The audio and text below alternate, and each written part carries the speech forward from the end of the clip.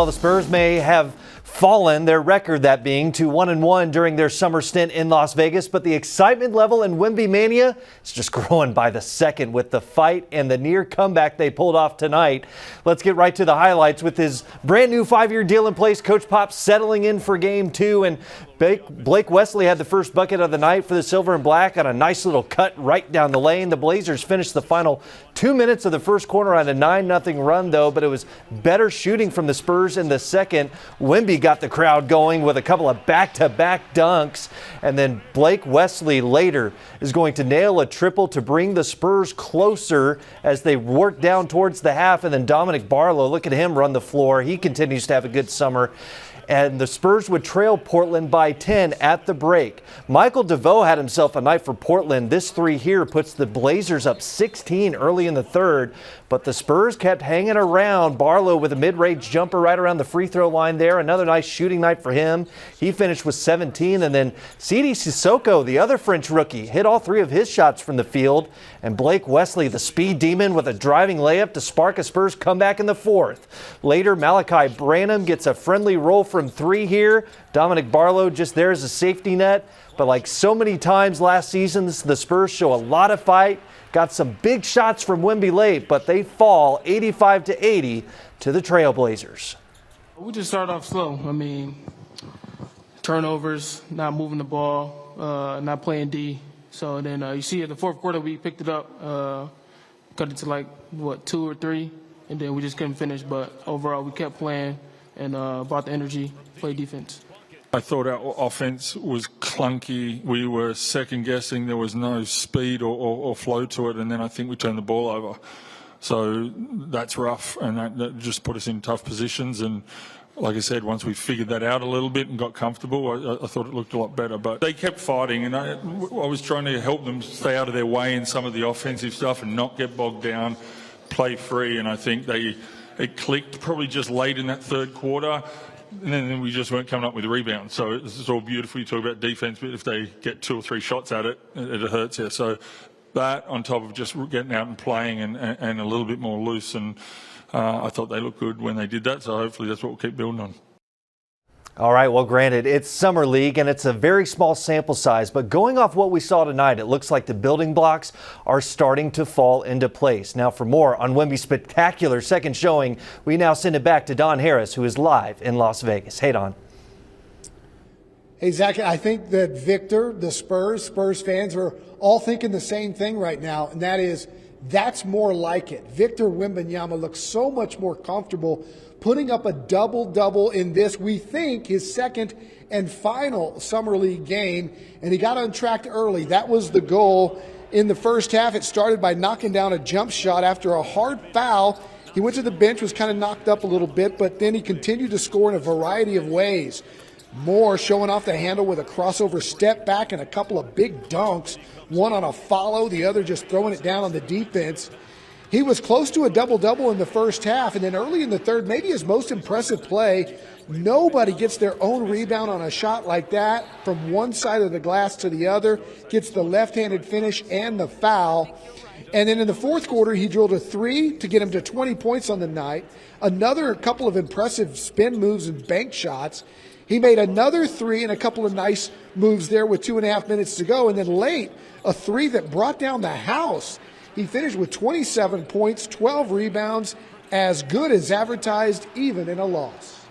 I wish we would have won the game, and I think I could have done more to help my team win this game. We gotta keep learning, and we haven't been playing our best for like 3 quarters, but in the fourth we were really dominating, and it shows the real personality of a team. And I think that personally, I'm just, it's normal to get better every game. 2 days ago was my first game. So it's just, it makes sense. Yeah, and it's important to remember that Victor Wembanyama is coming off a long layoff. When a guy is as popular and as highly scrutinized as he is, plays in something like this, everybody's going to be overly critical. And again, it's important to remember he had the draft. He's been traveling a lot. His teammates who have practiced with him a few times have seen a lot more than we have. So I caught up with some of them to ask them their thoughts on Victor and why they came to Las Vegas to support him. It's really pretty cool to see the show of support for this Summer League team by all the vets. Who was behind that? I mean, it was a group effort. You know, we all last week, we all worked out together in San Antonio with Vic. And, you know, we all wanted to be out here, show support to the young guys, show support to Malachi, Blake, Julian, all the guys that, you know, played with us last year, and all the guys that came in this year as well. So, what does it say about you guys as teammates to have this kind of support as a full group, and who was kind of behind that effort? I think it was just a collaborative effort. You know, it starts at the top of the organization. You know, we kind of been talking about this for a while to get a bunch of guys together, come support these guys, regardless of who we had on the team. So it's just good to be around everyone. You know, Pop's out here, all the coaches. We've had some great open gym runs and stuff at a high school, local high school. So this is just it's a chemistry we have that we've built the last few years, and we want to keep this culture going in the right direction. I got to ask you this because I'm old enough to remember when Tim Duncan first practiced with the Spurs, and the vets, David Robinson and Avery Johnson, all said, "Oh wow, he's different. He's going to make us different overnight." What have you seen from Victor in his first couple of practices? Is he that much of a difference maker overnight? I mean, he's the #1 pick in the NBA draft. I mean, that says it for itself. He's really good. He's definitely going to help us out a lot. And, you know, he's definitely a game changer. He does so many things. He plays basketball the right way. So, you know, I'm looking forward to actually playing live games with him next year. And, you know, it's going to be fun. I already saw 5 or 6 things that just kind of wow you, like stuff you don't see every night, just with his size and his length. Just some of the things he can do is special. So, I mean, I know there's a lot of built-up hype and pressure on him, and we just want him to be able to be himself. And we know it's not going to happen overnight. You know, it's going to give me some ups and downs, but you're going to see some stuff that you're like, we haven't seen that ever. Summer League is what it is. You know, he's still probably rusty from, you know, taking time off after a season. So I don't think there should be too much pressure on him. Obviously, the outside noise is doing that, but we know the type of player he is, regardless of how his first Summer League game goes. Now, of course, the other huge news this weekend is the fact that Greg Popovich has agreed to a new 5-year contract extension. And that really comes as no surprise to those that are close to him, because Coach Pop is as energized as ever to coach these young players on this Spurs roster. The 5-year deal worth a reported $80 million. That averages $16 million a year, and it again makes Coach Pop the highest paid coach in the NBA, after Monty Williams reset the market with his $78 million deal. Pop is the GOAT, the godfather, and his coaching tree is extensive.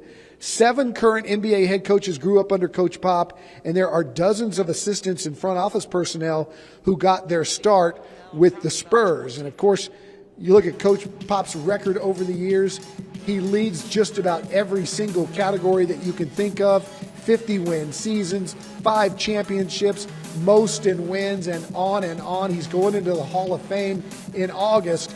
I caught up with one of his former pupils to get the impact that Coach Pop has had on this league. He's one of a kind. I think those of us that are fortunate to have been around him, he's a great coach, but he's a far more unique and amazing person.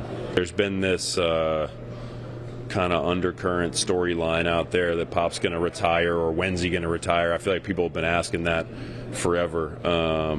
I stopped worrying about that a long time ago. He's got tremendous energy. He takes really good care of himself. He loves basketball. He loves being in the gym. He loves coaching.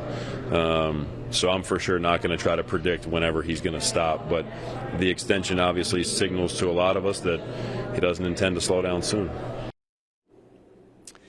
And our reporting here from Las Vegas is not done either. We're coming right back with the roundtable, all things Victor Wembanyama, Coach Pop, and yes, Josh Young making his first All-Star game. Much more here from Vegas. In the meantime, let's head back to Zach in the studio.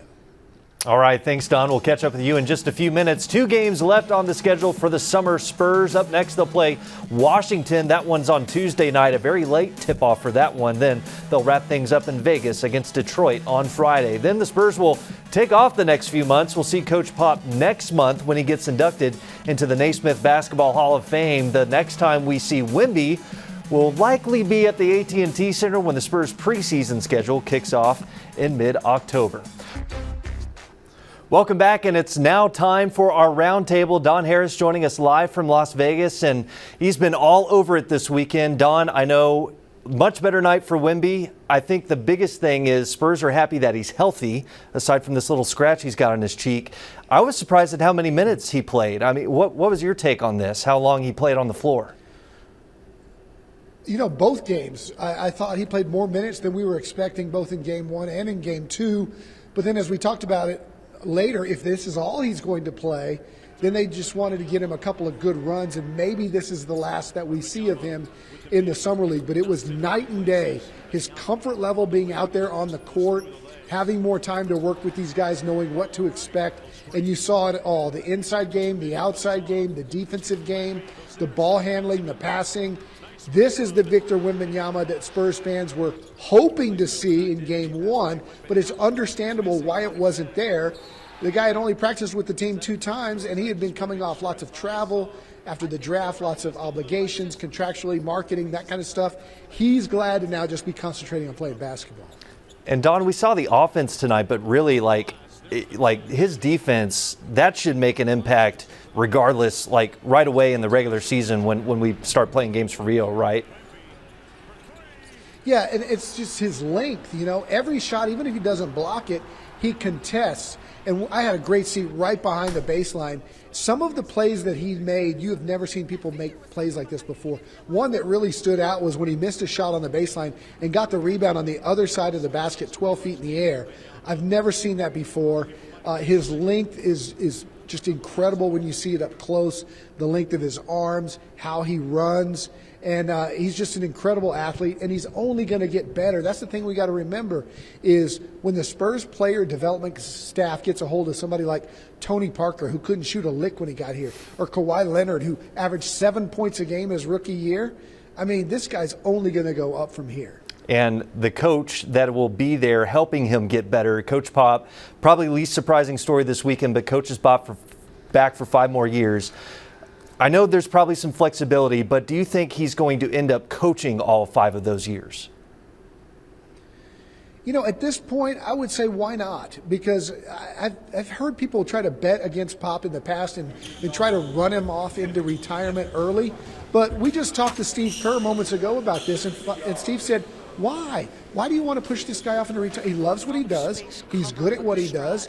And he's energized by this new draft pick. So I think Pop could be good for all 5 years. I could see a situation where maybe after 2 or 3, he moves into the front office and continues to be the president of basketball operations. But Coach Pop, I know one thing, is probably taking Monty Williams to dinner here in Las Vegas because Monty Williams reset the market when he got $13 million a year and became the highest paid coach in the NBA. So the Spurs quickly moved to change that and to make Pop the highest coach in the NBA, which he has been for the last 10 years or so. And Wemby has mentioned, too, just that feeling of comfortability and having that relationship already. That's going to be huge.